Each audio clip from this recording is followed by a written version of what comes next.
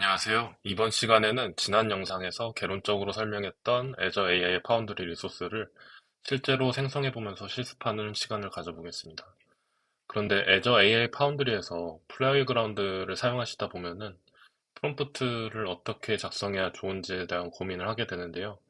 이 부분은 프롬프트 엔지니어링이 뭔지 살펴보면서 같이 한번 다뤄보도록 하겠습니다. 네, 본격적인 내용에 들어가기에 앞서 출간 예정인 도서 하나를 소개하겠습니다. 애저 오픈AI로 챗GPT와 LLM 시스템 쉽고 빠르게 구축하기라는 책이 2025년 3월 17일에 출간되는데요. 이 채널에 있는 영상에서 다루지 않는 내용들도 책에는 나와 있는 것들이 많으니까 보다 깊게 공부해보고 싶으신 분들은 꼭 책을 한번 읽어보시는 것을 추천드립니다. 네, 그러면 이제 본격적으로 애저 AI 파운드리 관련 리소스들을 생성해 보겠습니다. 그런데 이번 영상을 통해 실습을 진행하기에 앞서서 먼저 해주셔야 할 것들이 있습니다. 우선 애저 포탈에 접속할 수 있는 계정은 직접 만드셔야 하고요. 이 부분은 제가 굳이 설명하지 않아도 회원가입은 하실 수 있을 거라 생각해서 영상에서는 하지 않을 건데, 만약에 회원가입이 잘 안 되신다 하시면은 댓글에 그 안 되는 정확한 상황을 남겨주시면은 제가 확인하는 대로 답변 드리도록 하겠습니다. 그리고 여러 리소스들을 묶어서 하나로 관리할 수 있는 논리적인 상위 개념이라고 할 수 있는 리소스 그룹을 하나 만들어 주셔야 합니다. 이 부분은 같이 한번 해볼까요? 저 포탈에서 이 검색창에다가 리소스 그룹이라고 쳐보시면 리소스 그룹 서비스가 나오는데, 여기에서 만들기를 누르시고, 네, 구독을 지정하신 다음에, 그리고 리전도 원하는 것으로 선택을 하시고 리소스 그룹 이름을 입력을 해주셔야 합니다. 네, 그런데 이 리소스 그룹 이름뿐만 아니라 앞으로 생성할 다른 리소스들도 포함해서 어떤 리소스를 생성할 때마다 한 번쯤 생각해 보시면 좋은 게 있어서 잠깐 소개를 해드리도록 하겠습니다.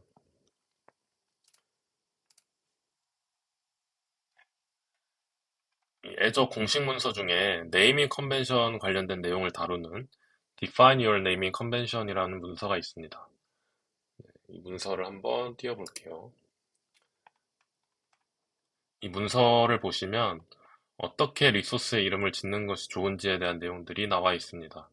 이 상단에 있는 예시, 지금 pip-sharepoint-prod-west-us-001 이 예시를 보면은 여기에서 지금 PIP가 의미하는 것은 Public IP Address라고 하는 것이네요.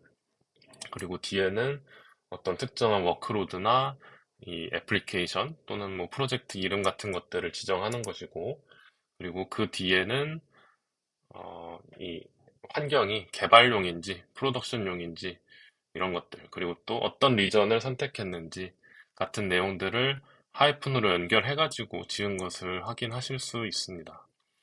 이런 네이밍 컨벤션은 꼭 이렇게만 해야 된다 하는 정답이 반드시 있는 건 아니고요.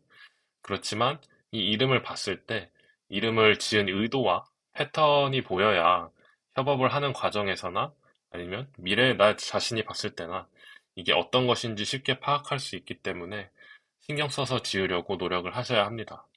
아마 현업에서 프로그래머로 일해보신 분들이라면 제가 굳이 말을 하지 않아도 이름 짓기가 얼마나 중요한 일인지 이미 잘 알고 계실 거라 생각합니다. 이 문서를 좀 더 아래로 내려보시면은 여러 사례별로 예시 같은 것들을 기재해 놨으니까 쭉 읽어보시고요. 저희는 AI 서비스들을 위주로 생성을 할 건데, 이 문서에서는 예시가 있는 것도 있고 없는 것도 있습니다. AI 머신러닝이 네, 여기 있죠. 그래서 이 문서에는 Azure AI 서치랑 Azure OpenAI 서비스, 그리고 Azure 머신러닝 워크스페이스에 대한 이 네이밍 컨벤션 규칙이 나와 있네요. 이 예시들을 잠깐 볼까요? AI 서치는 srch가 앞에 붙고, 그 뒤에는 앞서 본 예시랑 똑같고, Azure OpenAI 서비스는 OAI라는 게 먼저 붙고, 그리고 Azure 머신러닝 워크스페이스는 MLW라는 게 먼저 붙고, 그 뒤에 있는 것들을 앞서서 봤던 것처럼 이렇게 하이픈으로 쭉쭉 연결해주고 있네요. 이 예시들에서 어떤 규칙성이 보이시나요? 네, 앞서 했던 것과 동일하게 이 리소스의 타입에 대한 것들을 적고 그 뒤에 이 프로젝트 그리고 이 환경의 성격에 대해서 기술을 하고 있죠. 그런데 다른 문서도 한번 보실까요? 저희가 만들어야 되는 이제 AI 관련된 서비스들에 대한 이 축약어는 이 Abbreviation Recommendations for Azure Resources라고 하는 문서에서 좀 더 많이 다루고 있습니다. 이 문서를 보시면은 이 문서는 최상단에서부터 AI, 머신러닝 섹션이 있는데 여기에 주요 AI 서비스들에 대한 축약어들이 나와 있습니다. 그래서 만약에 여기에 있는 리소스를 생성해야 하는 그런 상황이라면 이런 문서들을 참고하시면서 물론 처음부터 끝까지 모든 것을 문서에 나와 있는 대로만 하실 필요는 없지만 최소한 이게 어떤 리소스인지 그리고 어떤 규칙성이 있는지를 파악할 수 있도록 이름을 짓는 연습을 해주시는 게 좋습니다. 자, 그러면 이제 돌아가서 그럼 리소스 그룹 같은 경우에는 어떻게 생성을 해야 되느냐? 아까 봤었던 문서를 보시면은 여기 리소스 그룹이라고 하는 게 나와 있죠. 그럼 보면은 RG라고 하는 것을 쓰고 그다음에 하이픈으로 앱이나 서비스 이름 그리고 뭐 구독 목록, 구독 목적 이런 것들을 네, 기재해주고 있죠. 그리고 뒤에 번호 같은 것들도 쓸 수 있고요. 물론 이것들을 전부 다 딱 이렇게만 써야 되는 거는 아닙니다. 그래서 저 같은 경우에는 지금 RG 하고 MSAI, KR 유저 그룹 이런 식으로 생성을 해줄게요. 그래서 검토 만들기 창에 뜨시면 만들기를 누르시면 생성이 될 겁니다. 네, 생성이 됐죠. 네, 그러면 실제로 이제 Azure AI 파운드리를 생성하는 화면으로 가보도록 하겠습니다. 마찬가지로 검색창에서 Azure AI 파운드리라고 쳐보시면 이 서비스 목록에 나오게 됩니다. 네, 그러면 여기에서 저는 지금 생성해둔 이 허브나 프로젝트 그리고 서비스가 있는데 아마 처음 해보시는 분들이라면 여기가 다 비어 있으실 거예요. 그랬을 때 이 크리에이트 버튼을 눌러가지고 생성을 할 수가 있는데 이 버튼을 누르면 프로젝트를 생성할 건지 아니면 허브를 생성할 건지에 대한 이 UI가 뜨게 됩니다. 그러면 이 둘 중에서 어떤 것들을 먼저 생성을 해야 될까요? 잠깐 슬라이드로 설명을 드리면은 네, 방금 봤었던 이 화면을 캡처해둔 부분이고요. 여기에서 허브를 먼저 생성을 해주시는 것을 이건 추천이 아니라 사실 프로젝트를 먼저 생성하려고 해도 결국은 먼저 허브를 생성을 해야 되기 때문에 왜냐하면은 지금 이 캡처한 화면이 프로젝트를 생성한 화면인데 보시면은 이 빨간색 이 별 모양 이 칠해진 것들이 필수로 입력해야 되는 란이거든요. 그래서 그 아래에 보시면은 이 허브란에 보이시면 이것도 필수 입력란으로 보이시죠. 그래서 우리가 프로젝트를 먼저 생성을 하려고 해도 이 허브가 먼저 생성되어 있지 않으면 안 됩니다. 그래서 일단은 허브를 먼저 생성을 해주시는 게 좋습니다. 그래서 이 허브를 생성하는 UI로 이동을 해보시면 구독과 리소스 그룹을 선택해 주시고 그리고 리전 같은 경우에 제가 어, 이전 그 강의에서 뭐 스웨덴 중부 아니면은 미국 동부 2를 추천해 드린다고 말씀드렸었죠. 그래서 저 같은 경우는 스웨덴 센트럴로 지정을 하겠습니다. 그리고 이 리소스 이름은 허브이다 보니까 앞서서 봤던 이 축약어 문서에 보면 Azure AI Foundry 허브의 경우에는 HUB라고 처음에 이름을 짓는다고 되어 있네요. 그래서 HUB라고 쓰고 앞에 하이픈으로 연결한 다음에 이 채널 이름을 쓰겠습니다. 여러분들은 다르게 해주셔도 됩니다. 당연히. 그리고 뒤에는 보통 뭐 프로덕션용인지 아니면 개발용인지 뭐 이런 것들을 적었었죠. 뭐 저 같은 경우에는 지금 이게 강의용이기 때문에 렉처라고 지어보도록 하겠습니다. 그러면 이 밑에 아래에 있는 것들이 자동적으로 입력이 되는 것을 확인하실 수 있습니다. 그래서 검토 만들기 버튼을 눌러보면 유효성 검사를 실행을 하고 있고요. 그리고 조금 기다려 보시면 이렇게 유효성 검사가 통과가 된 다음에 만들기 버튼을 누르면은 생성이 완료가 됩니다. 근데 저 같은 경우에는 이거 만드는데 생성하는데 시간이 조금 걸리기 때문에 제가 미리 만들어 놓은 허브가 있거든요. 그래서 이거를 사용하도록 하겠습니다. 그럼 지금 제가 만들어 놓은 허브 리소스를 보시면은 이 아래에 런치 애저 AI 파운드리라는 이 버튼이 보이시죠? 그래서 이 버튼을 눌러보면 애저 AI 파운드리 화면으로 이동을 하게 됩니다. 그런데 이 허브만 생성해서 접근했을 때는 사실 이 사용 가능한 메뉴들이 많지는 않아요. 보시면은 관리센터에서 모든 허브와 프로젝트 목록을 보거나 뭐 이런 통계량 같은 것들을 보거나 아니면 이렇게 개괄해서 이게 지금 어떤 프로젝트들이 허브에 있는지 이런 것들을 보여주거나 뭐 유저나 모델 그리고 어떤 AI 리소스들이 연결이 되어 있는지 그리고 컴퓨팅 리소스들은 어떤 것들이 있는지 뭐 이런 정도만 허브에서는 보실 수 있습니다.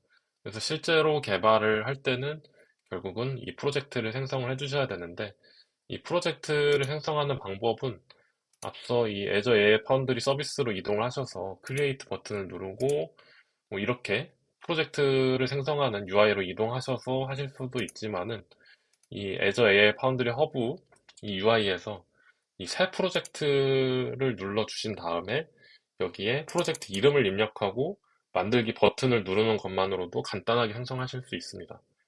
이렇게 생성하는 편이 더 편하기 때문에 저는 이렇게 생성하는 것을 추천을 드립니다. 그럼 프로젝트를 생성을 해볼 건데 이것도 마찬가지로 앞선 이 추가하고 추천 문서에서 보시면은 Azure AI Foundry 프로젝트는 PROJ라고 하는 것을 사용하고 있죠. 그래서 여기다가 PROJ 그리고 MSAI KR 유저 저는 렉처라고 뒤에 이걸 사용한다고 했죠. 여러분들 상황에 맞게 이 프로젝트 이름이나 개발용인지 프로덕션용인지 이런 것들을 지정하시면 됩니다. 이렇게 프로젝트 이름을 입력하시고 만들기 버튼을 누르면은 마찬가지로 조금 기다리시면은 생성이 완료가 될 겁니다. 네, 마찬가지로 저는 시간을 여러분들한테 아껴드리기 위해서 미리 생성해 놓은 프로젝트를 사용을 할 거고요. 그러면 프로젝트를 실제로 한번 열어보겠습니다. 프로젝트 리소스를 클릭하셔서 이 아래에 보시면 런치 스튜디오라고 하는 버튼이 보이죠. 그래서 이거를 클릭하면 마찬가지로 Azure AI 파운드리 포털로 이동을 하게 되는데 근데 아까 보셨던 이 허브의 메뉴들과 뭔가 많이 다르다라고 하는 것을 보실 수 있습니다. 그래서 사실 실제로 개발을 할 때는 이 프로젝트 레벨로 접근을 하셔야 흔히 사용을 하는 이런 플레이그라운드라든지 그리고 뭐 모델 카탈로그나 뭐 프롬프트 플로우나 이런 기능들을 사용을 하실 수가 있습니다. 네, 그러면 여기에서 뭐 직접 실습을 해보기에 앞서서 뭔가 하나만 더 제가 부연 설명을 하자면은 Azure AI 파운드리 포탈을 접근할 수 있는 또 다른 방법이 있는데요. Azure 오픈 AI로 한번 접근을 해보시면 이것도 마찬가지로 만들기 버튼을 눌러서 리소스를 생성을 할 수가 있거든요. 그래서 이것도 마찬가지로 뭐 리전 지정해 주시고 리소스 그룹이랑 이름 적으시고 그리고 가격 책정 그룹 설정한 다음에 생성을 해주시면 됩니다. 저는 미리 생성을 해놓은 것이 있어서 그것을 사용할 건데 지금 Azure OpenAI 리소스 생성된 것을 클릭해 보시면 상단에 Go to Azure AI Foundry 포털이라고 하는 버튼이 보입니다. 그래서 이거를 클릭해 보시면은 네, 마찬가지로 비슷한 화면이 뜨는데 살짝 다릅니다. 이 메뉴를 보시면은 제가 이 부분은 캡처를 슬라이드 해놓은 게 있어서 잠깐 보여드리면 네, 이 캡처된 화면이 Azure 오픈 AI 리소스인데 어, 지금 보시면은 왼쪽에는 제가 지난 강의에서 설명을 드렸었던 애저 오픈AI 스튜디오와 거의 유사하게 되어 있는 것을 확인하실 수가 있습니다. 그리고 이 우측에 있는 것은 앞서서 방금 생성했었던 애저 AI 파운드리 프로젝트로 들어갔을 때 메뉴거든요. 그래서 이 프로젝트, AI 파운드리 프로젝트로 접근을 했을 때는 애저 오픈 AI에는 없는, 예를 들어서 애저 머신러닝 스튜디오에 있었던 뭐 프롬프트 흐름이라든가 이런 기능들이 보이는 것을 확인하실 수가 있습니다. 그래서 만약에 내가 똑같은 애저 AI 파운드리를 사용하고 있다고 생각했는데 내가 이전에 사용했었던 기능이 지금은 없어졌나? 라고 그냥 판단을 내리시기 전에 내가 지금 어떤 리소스를 통해서 이 애저 AI 파운드리 포탈로 접근을 했는지를 한번 확인을 해보시고 어, 내가 이전에 뭐 예를 들어서 애저 오픈AI 리소스로 접근을 했던 게 아닌가 이런 것들을 한 번쯤 생각을 해보신 다음에 네, 사용하려는 기능을 찾으시는 것을 저는 추천을 드리겠습니다. 그러면은 생각보다 이 환경에 대한 강의가 길어졌는데요. 다음 강의부터는 본격적으로 프롬프트를 작성하면서 어떤 방식으로 프롬프트를 작성하는 게 좋은지 실습해 보도록 하겠습니다.